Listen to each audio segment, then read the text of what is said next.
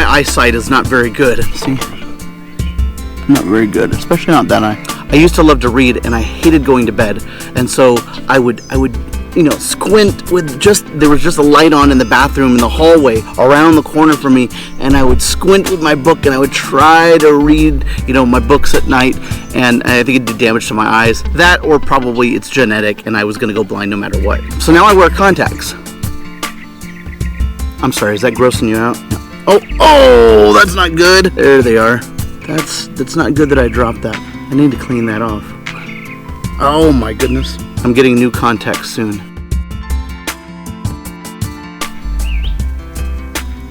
Oh yeah, I need to get some drops. Note to self, don't ever take your contacts out and drop them on a picnic table. That was not fun. I don't know how many of you wear glasses or contacts. Maybe you just do the squint to see. Maybe that helps enough and you don't need anything else. But what about blindness in other areas of your life? Have you ever felt like you just can't see what God has for your future? Or maybe you think you know, but the picture still seems a little bit blurry. Or instead of your future, maybe you have something going on in your life right now that you need help with. We all have our regular problems like friendship and family. Those are common problems that we sometimes have. But now we have new ones. We have a deadly virus and killer wasps and online schooling. I'm thinking especially of my high school seniors. Maybe you thought you had a clear picture of what your senior year was going to look like, and maybe you thought about your life after school, and you had your plan, you had your picture of what it was going to be like. Nobody could have predicted this. Wherever you are, what would it look like if you approached Jesus with what was on your heart? What would it look like for you to ask him to help you see? Today, I want to read a passage from the Bible about a blind man who had a life-changing encounter with Jesus. I believe this blind man's experience has an important message for us who feel blind and need some help. Pastor Noel is starting a new series on Sunday called Blind. Over the next few weeks, he will be looking at several different accounts of Jesus healing a blind person and then comparing it how we all come to God blind. Look for the live stream Sundays at 10 a.m. Here's the story in Mark chapter 10. Then they came to Jericho. As Jesus and his disciples, together with a large crowd, were leaving the city, a blind man, Bartimaeus, which means son of Timaeus, was sitting by the roadside begging. When he heard that it was Jesus, son of Nazareth, he began to shout, "Jesus, Son of David, have mercy on me." Many rebuked him and told him to be quiet, but he shouted all the more, "Son of David, have mercy on me." Jesus stopped and said, "Call him." So they called to the blind man, "Cheer up, on your feet, he's calling you." Throwing his cloak aside, he jumped to his feet and came to Jesus. "What do you want me to do?" Jesus asked him. The blind man said, "Rabbi, I want to see." "Go," said Jesus. "Your faith has healed you." Immediately he received his sight and followed Jesus along the road. What an awesome story! This blind man named Bartimaeus, he's a beggar in Jericho. He had no recourse. He had no way of earning money other than to beg. And he realized that Jesus was in his neighborhood and word had already gotten out about Jesus. And people were talking about his teachings and about his miracles. And blind Bartimaeus thought, this is it. This is my chance. I'm sick and tired of being blind. And if this is the Jesus that, everyone's been telling these stories about, I'm going to ask him to heal me. So what does this have to do with you and me? Whenever you feel blind about something in your life, whenever you're struggling with something, you can follow the lead of Bartimaeus and you can go to Jesus. I see 4 things that I want you to consider. Number 1, you need to cry out. Look what it says in verse 47. When he heard that it was Jesus of Nazareth, he began to shout, "Jesus, Son of David, have mercy on me."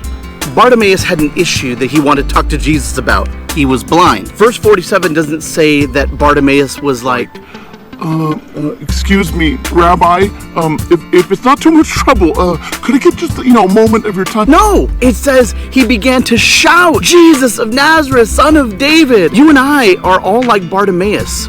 We have all heard about the incredible things that Jesus can do, and we have access to him through prayer, but how often do we cry out to Jesus like Bartimaeus did? Now, I'm not saying you need to go up to your room and scream at Jesus, but what I am saying is that when you recognize your need for Jesus, you need to be serious about it. You need to be passionate about it. By crying out, Bartimaeus was showing just how serious he was about his need. If you have a serious need in your life, you need to cry out to Jesus. But watch what happened when Bartimaeus cried out to Jesus. In the first half of verse 48, it says, many people rebuked him and told him to be quiet. The people around Bartimaeus were like, shut up, dude! Like, you're bothering the master. Like, who are you? You're just this blind guy. You're over here bothering him. Sometimes Ava gets embarrassed about things that Jack, if I ask, what do you guys want for dinner? She's thinking about something sensible, like, a burger from McDonald's or something. And Jack's like, sushi. And immediately Ava gets embarrassed. She's like, no. And she cuts him off. And I'm like, Ava, just let me tell Jack no. You don't need to tell him no. But I know that she's embarrassed for him to call out, something so bold like sushi. But more than often than not, and that's what I want anyway. I want sushi. So the people are telling him to be quiet, which brings us to point number 2. You need to press in. When you cry out to Jesus, distractions are going to come, but you need to press in, not give up. Discouragement is going to come, but you need to press in. Doubt is going to come, but you need to press in. If Bartimaeus had listened to the people telling him to shut up, he would have stayed blind. Sometimes you and I cry out to Jesus, but then we allow distractions or discouragement or doubt to stop us from pressing in, and we give up. But when Bartimaeus pressed in, look at what happened in verse 49. Jesus stopped and said, call him. When we press in, Jesus stops. He gives us his attention. He calls us to come to him. And that leads us to the third thing we learned from Bartimaeus. Number 3, you need to toss your cloak. Listen to what happened after Jesus stopped and called Bartimaeus. So they called to the blind man, cheer up, on your feet, he's calling you. Throwing his cloak aside, he jumped to his feet and came to Jesus. It's very easy to miss something very important here in verse 50. Look at those first 4 words, throwing his cloak aside. I think most times we would just read it and read right past that and not think anything of it. Why do you think Mark was putting that in there when he was writing his gospel? Was it for dramatic flair when Elsa releases her cape? Free, let it go, let it go. One of the traditional interpretations is that he was so excited that, he was so stoked that Jesus was calling him that he drops his cloak and he forgets it and he runs to Jesus. But I don't think it was that. I mean, think about this. The cloak is probably the only possession that he has. He's a beggar, so that cloak would have been spread on the ground so that people could put, donations or food or something. That's how he would help collect that stuff. And at the end of the night when it was cold, he used that cloak to keep him warm, and it would protect him from the sun during the day. I think Mark uses those 4 words because he wants to show us what a man of faith Bartimaeus is. That cloak was a symbol of his blindness. He didn't forget it. He tossed it aside because I'm not going to need this anymore. He knew it. He had faith that Jesus was going to heal him. How often do you press into Jesus and yet you're still clinging to your cloak? I trust you, Jesus, but just in case, I got my backup plan here. When you approach Jesus, have the faith to toss your cloak, whatever it is that you're holding on to because of your blindness or because of your pain or your insecurity. Toss that aside because you know that with Jesus, you don't need it anymore. This can be tough, but it's a really important step. Now, I'm not saying you believe Jesus is going to heal you and so you don't go to doctors anymore. That's not what I'm saying. I think there are doctors in this world for a reason. I think that God uses them to help us with healings and all that kind of stuff. So I'm not saying that. Even more than this, what happens next proves that Jesus had a sense of humor. There are a handful of moments in the New Testament where Jesus asks, they seem to be like really dumb questions, and this is one of them. Bartimaeus hurries over and Jesus asked, verse 51, "What do you want me to do for you?" He's blind, dude. Like, Jesus, you know this, right? You know he's a beggar. You know he's blind. He's probably walking up to Jesus. He's like, feeling him and talking to him. And Jesus like, "What do you want me to do for you?" I imagine all the disciples are, like looking at each other like, "Oh my gosh, here we go again. He's asking another weird question." But watch how Bartimaeus responds. The blind man said, "Rabbi, I want to see." He didn't hesitate. He didn't hold back. He just said it. Number 4, you need to say it. I'm convinced that when we pray, we aren't telling God anything he doesn't already know. He's not like, "Oh, so-and-so, in your life is sick. Thanks for informing me. I'll get right on that. Let me write that down." When we pray for things, he already knows. So why pray? I think it's partially for us, so that we can develop a deeper faith and trust in him. Giving our request to God is saying, "Lord, I can't do this on my own. I need you, and I have faith that you can help me with this." There's humility and a sense of surrender in actually voicing our needs to God. I know this feels kind of backwards, but it's often more difficult to say something than to just feel it. We live in a culture where people tend to say whatever they want, but when it really counts, it can be hard. It can be really hard to say the things we want to say. For example, when you hurt someone and you feel sorry about it, and yet for some reason, it can be really difficult for you to say sorry. Okay, so confession time this last week, and I said something mean to Ava that I thought was a joke. My wife's like, "Say you're sorry. Like, be an example for your daughter. Say you're sorry." I'm thinking in my head, it was a joke. She shouldn't have gotten offended over it. And no, I'm not going to say sorry. And I didn't.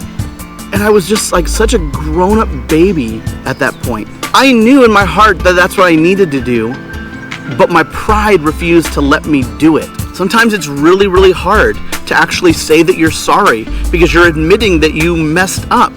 And by saying it, it makes it even more real that you messed up. Jesus knew that Bartimaeus had faith because he watched him toss his cloak. But then Jesus asks him this very obvious question to see if Bartimaeus had enough faith to say it. And what happened when Bartimaeus said, "I want to see"? "Go," said Jesus. "Your faith has healed you." Immediately, he received his sight and followed Jesus along the road. Bartimaeus was struggling. Like, literally, he could not see. So when he heard Jesus was in town, he did 4 things. He cried out. He had nothing to lose. He wasn't going to be timid. Number 2, he pressed in. He refused to be deterred by distractions or discouragement or doubt or other people telling him he was wrong. Number 3, he tossed his cloak. He believed that Jesus was going to heal him before it ever even happened. And number 4, he just said it. He had the faith to be real and to be vulnerable with Jesus, to voice what was going on the inside. Do you have that kind of faith? When you're really struggling with something, do you cry out to Jesus? Do you press in when you have doubts around you? Do you have faith to toss your cloak aside, the thing that you were clinging to, the thing that you were hoping to that wasn't Jesus? And do you have the boldness to actually say it to him? See, I believe that Jesus wants you to have bold, eye-opening faith. I believe that if you cry out and press in and toss your cloak aside and say it, he will give you the vision to see what he has planned for you. Whenever you feel blind, you're going through something you don't understand, maybe even like right now, maybe you need Jesus to show up in your life, think about Bartimaeus. Do what he did and continue to follow Jesus. Don't forget to check out our worship service this Sunday at 10 a.m. for our new series, Blind. Also, we're going to try and do something fun this week called Free Food Friday. If you watch today's video and comment below about something that you learned from the lesson, I'm going to enter you in to win free Grubhub lunch this Friday. We'll give you some more details on Instagram. I love you guys. I miss you. I hope to see you soon.